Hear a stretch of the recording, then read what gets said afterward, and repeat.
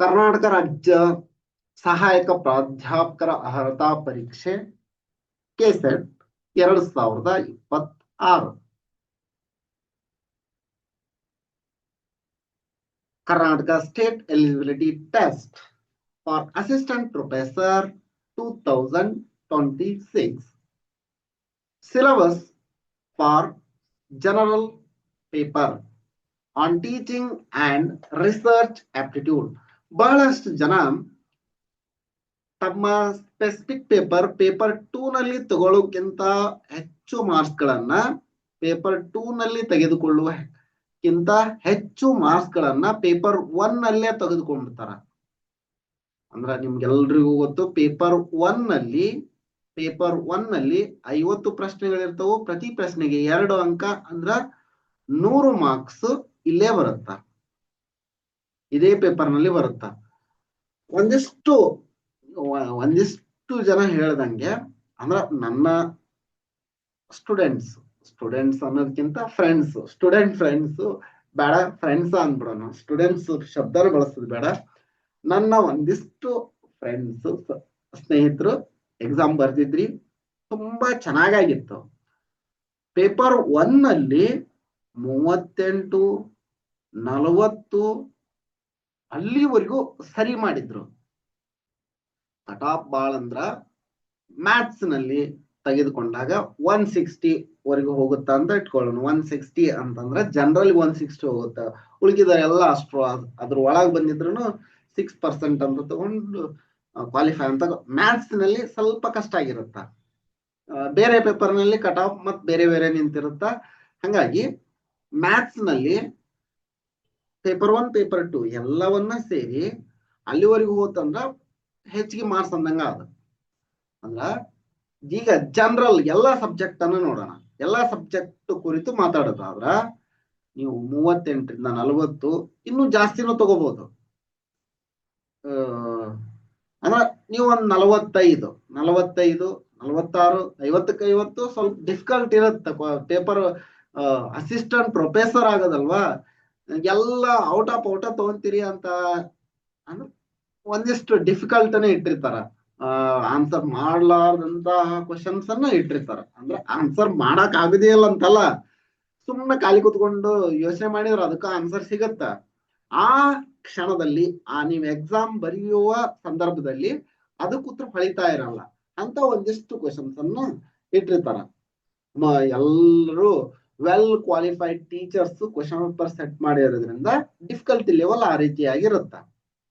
ಹಂಗಾಗಿ general paper ನಲ್ಲಿ ಇಷ್ಟು ತೆಗೆದುಕೊಂಡ್ಬಿಟ್ರ ಇನ್ನೇನು ನಿಮ್ ಸಬ್ಜೆಕ್ಟ್ ಪೇಪರ್ ನಲ್ಲಿ ಅದ್ರೊಳಗೆ ಸ್ವಲ್ಪ ಗ್ರಿಪ್ ಇರುತ್ತ. ಮಾರ್ಕ್ಸ್ ಜಾಸ್ತಿ. ಅಲ್ಲಿ 200 ಮಾರ್ಕ್ಸ್ಗೆ ಇಲ್ಲಿ ಆಗ್ಲೇ 100 ಮಾರ್ಕ್ಸ್ಗೆ 80 ಮಾರ್ಕ್ಸ್ ತೆಗ್ದಿರಿ ಅಂದ್ರ ಅಲ್ಲಿ 200 ಮಾರ್ಕ್ಸ್ಗೆ 100 ಮಾರ್ಕ್ಸ್ ಬಂತಂದ್ರು ನೀವು ಕ್ವಾಲಿಫೈಡ್ ಆಗಿರ್ತೀರಿ. ಹಂಗಾಗಿ ಪೇಪರ್ 1 ತುಂಬಾ ಇಂಪಾರ್ಟೆಂಟ್. ಪೇಪರ್ 1 ಏನು ಮಾರ್ಕ್ಸ್ ತೆಗೆದಿಲ್ಲ, ನಾನು 0 ತೆಗೆದೀನಿ. ಪೇಪರ್ 2 ನಲ್ಲಿ ಚೆನ್ನಾಗಿ ಮಾಡೀನಿ, ಕ್ವಾಲಿಫೈ ಆಗ್ಬಹುದು. ಪೇಪರ್ 1 ನಲ್ಲಿ ಚೆನ್ನಾಗಿ ಮಾರ್ಕ್ಸ್ ತೆಗೆದ್ಬಿಟ್ಟಿನಿ, ಪೇಪರ್ 2 ಅಲ್ಲಿ ಏನು ತೆಗೆದಿಲ್ಲ ಅಂತಂತಂದ್ರ ಕ್ವಾಲಿಫೈ ಆಗೋದು ಸ್ವಲ್ಪ ಕಷ್ಟ. ಯಾಕಂದ್ರೆ ಅಲ್ಲಿ ಮಾರ್ಕ್ಸ್ ಜಾಸ್ತಿ ಅದಾವು. ನಿಮ್ ಮಿನಿಮಮ್ SC ST ಅವ್ರಿಗೆ 105, ಬೇರೆ ಕೆಟಗರಿ ಅವ್ರಿಗೆ 120 ಮಾರ್ಕ್ಸ್ ತಗೋಬೇಕು ಅಂತ ಇದೆ. ಅವಾಗ ಎಲಿಜಿಬಲ್ ಆಗ್ತೀರಿ. ನೆಕ್ಸ್ಟ್ ಕಟ್ ಆಫ್ ನೋಡ್ತಾರ. ಇದು ನಿಮಗ್ ಗೊತ್ತಿರೋಂತದ. ಇದನ್ನ ನಾನು ನೋಟಿಫಿಕೇಶನ್ ಬಿಟ್ಟಾಗ ನೋಟಿಫಿಕೇಶನ್ ಔಟ್ ಅಂತಂತಂದು ಒಂದು ವಿಡಿಯೋ ಹಾಕಿ ಎಲ್ಲವನ್ನು ಡಿಸ್ಕಸ್ ಮಾಡೀನಿ. ಅದನ್ನ ನೋಡ್ಕೊಂಡ್ರೆ ನಿಮ್ಗೆ ಪೂರ್ತಿ ಯಾವ ತರ ಮಾರ್ಕ್ಸ್ ಕಟ್ ಆಫ್ ಬಿಡ್ತಾರ ಏನು ಎಲ್ಲ ಗೊತ್ತಾಗತ್ತ. ನೋಡಿಲ್ಲ ಅಂದ್ರೆ ನೋಡ್ಕೊಳ್ರಿ. ಈಗ ಸಿಲೆಬಸ್ ಫಾರ್ ಜನರಲ್ ಪೇಪರ್ ನೋಡೋಣ. ಪೇಪರ್ 1 ಸಿಲೆಬಸ್ ಇದು. ಸಬ್ಜೆಕ್ಟ್ ಕೋಡ್ 0 ಆಗಿರುತ್ತ. The main objective is to assess the teaching and research capabilities of the candidate. ನೋಡ್ರಿ, ಬೋಧನೆ ಮತ್ತು ಸಂಶೋಧನೆಯ ಸಾಮರ್ಥ್ಯವನ್ನ ಅಳೆಯುವುದು ಇದರ ಮುಖ್ಯ ಗುರಿಯಾಗಿದೆ. The test aims to assessing the teaching and research aptitude as well as candidates are expected to possess and exhibit cognitive abilities which include comprehension, analysis, evaluation, understanding the structure of arguments. ನೋಡ್ರಿ ಇಲ್ಲೇ arguments ಅವ್ರು ಏನ್ ಕೊಟ್ಟಿರ್ತಾರ ಅದನ್ನ ಮಾತ್ರ consider ಮಾಡ್ಬೇಕು. ನಿಮ್ಮ arguments ಏನೇ ಇರ್ಲಿ, ಅವ್ರು ತಪ್ಪು ಕೊಟ್ರ ಅಂದ್ರ ಆ ತಪ್ಪ ಆರ್ಗ್ಯುಮೆಂಟ್ಗೆ ಉತ್ತರ ಕಂಡುಹಿಡಿಬೇಕು ಅಂದ್ರ ಮಾರ್ಕ್ಸ್ ಬರುತ್ತೆ ನಿಮ್ಗ. ಅಂದ್ರ ಅವ್ರು ಒಂದೊಂದ್ಸರಿ ತಪ್ಪ ಕೊಟ್ಟಿರ್ತಾರ, ನೀವು ತಿಳ್ಕೊಂಡಿರೋದ ಸರಿಯಾಗಿರುತ್ತ. ಇಲ್ಲಪ್ಪ ನಾನು ಈ ತರ ತಿಳ್ಕೊಂಡಿನಿ, ಅವ್ರು ತಪ್ಪು ಕೊಟ್ರ ನಂದು ಸರಿ ಅಂತ ಅಲ್ಲೇ ಹಾಕ್ಬೇಡ್ರಿ. ನಿಮ್ದು ಸರಿ, ಓಕೆ ಒಪ್ಕೊಳ್ಳೋಣ, ಆದ್ರ ಅಲ್ಲಿ ಅವ್ರು ಏನ್ ಕೊಟ್ರ ಅದ್ರ ಬೇಸಸ್ ಮೇಲೆ ಆನ್ಸರ್ ಮಾಡ್ರಿ. ಅಂದ್ರ ನಿಮ್ಗೆ ಮಾರ್ಕ್ಸ್ ಸಿಗುತ್ತೆ. ಇಲ್ಲ ಅಂದ್ರ ನೀವು ತಿಳ್ಕೊಂಡಿದ್ ಸರಿ ಇದ್ರೂ ಸಹ ಅಲ್ಲಿ ತಪ್ಪಾಗಿ ಕೊಟ್ರ ನೀವು ನಿಮ್ಮದನ್ನ ಇದನ್ ಮಾಡಕ್ ಹೋಗಿ ಅಲ್ಲಿ ತಪ್ಪು ಅಂತ ಹಾಕಿದ್ರಿ, ಅಲ್ಲಿ ಏನಾದ್ರು ಬೇರೆದ್ ಹಾಕಿದ್ರಿ ಅಂದ್ರ ಮಾರ್ಕ್ಸ್ ಹೋಗುತ್ತೆ ನಿಮ್ದು. ಹಂಗಾಗಿ ಅಲ್ಲಿ ಆರ್ಗ್ಯುಮೆಂಟ್ ಏನ್ ಕೊಟ್ಟಿರ್ತಾರ ಅದನ್ನ ನೋಡ್ಬೇಕು. Deductive and inductive reasoning. Okay, the candidate are expected to have a general awareness about teaching and learning process in higher education system. Further, they should be aware of interaction between people, environment, natural resources, and their impact on quality of life. The details of syllabi are as follows. ಇಲ್ಲ ಇದು ನೋಡಿ, unit 1 ರಲ್ಲಿ ನಿಮಗೆ teaching aptitude ಇರುತ್ತೆ. Teaching aptitude ನಲ್ಲಿ concept, objective, level of teaching, memory, understanding, reflective, characteristic and basic requirements ಇನ್ನು ಒಂದಿಷ್ಟು ಇವೆಲ್ಲ ಬರುತ್ತೆ.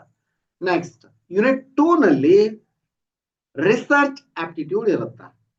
ರಿಸರ್ಚ್ ಆಪ್ಟಿಟ್ಯೂಡ್ ನಲ್ಲಿ meaning, types and characteristic, positivism, positivistic approach to research, method of research, experimental, descriptive, historical, qualitative and quantitative methods, steps of research, thesis, article writing, format and styles of referencing, application of ICT in research, research ethics.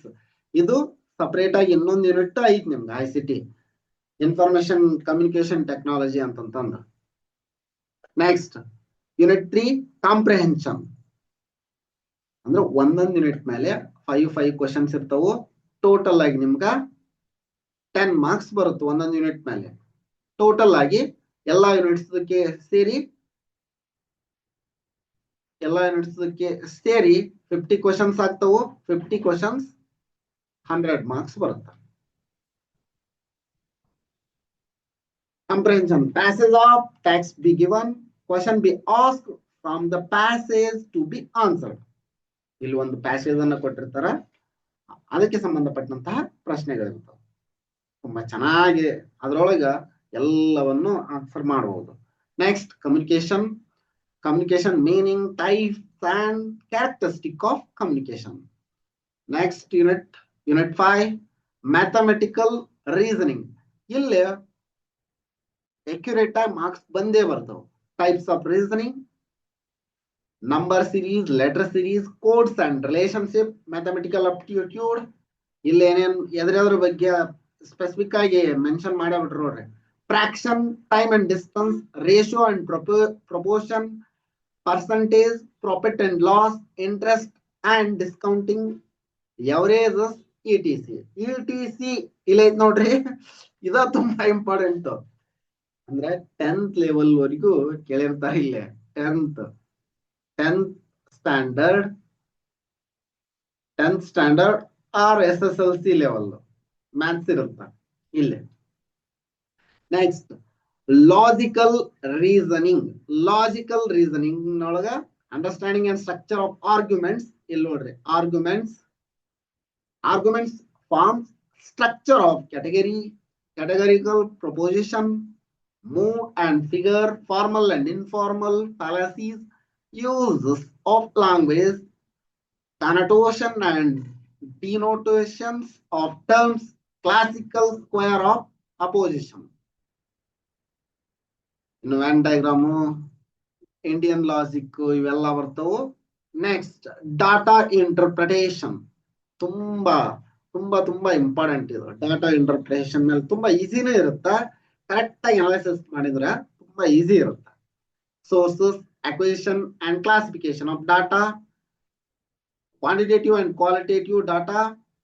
ಇಲ್ಲ ಇದು ನೋಡ್ರಿ, ಇದ important. Graphical representation, bar chart, histogram, pi chart, table chart and line chart and mapping of data. ಇದ್ರ ಮೇಲೆ question ಬರ್ತಿರುತ್ತೆ. Data interpretation, data and governance. Next, unit 8, information and communication technology, ICT. ICT, general abbreviation and terminology, basics of internet,